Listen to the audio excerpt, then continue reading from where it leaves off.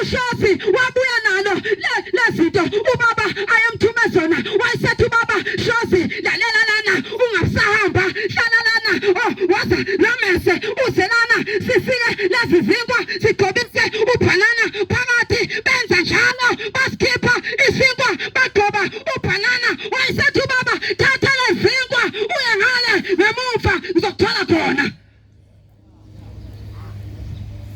Wangena ubaba ngaphakathi waphuma esegqoke umjiva omhlophe ephethe i-umbrella eyayima-stripes wanqamula phakathi nendlu waze wavelela ngale lapho owakuhleli khona ushozi. Wathi mayefika khona wafike washaya i-umbrella ayeyiphethe phansi wayishaya yathi wanemeza kakhulu wathi makhosikazi namadoda lapha wozani phela sengikhona.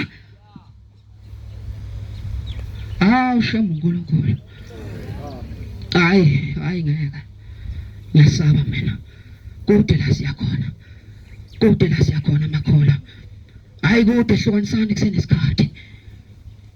Wamemeza ubaba wathi madoda namakhosikazi alana wozani phela sengikhona. Wathi phela ushozi lapha esebhekile wakuleli ihlahla sifuka kuleli ihlahla sifuka uthi hayi mina ngangilindele ukuthi kuzovela abantu. Hayi kwavela iy'nkawu zafike zafalula yini.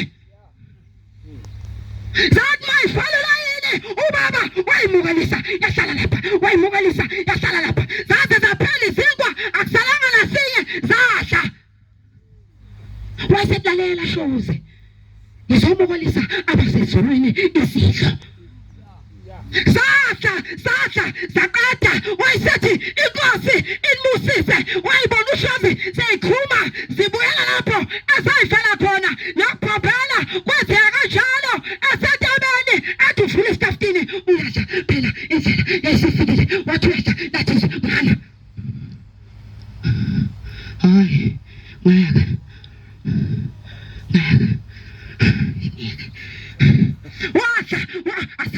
asadle wathatha isimbo esilalele izwi wasibuyisela esikafutilini lathi izwi lalela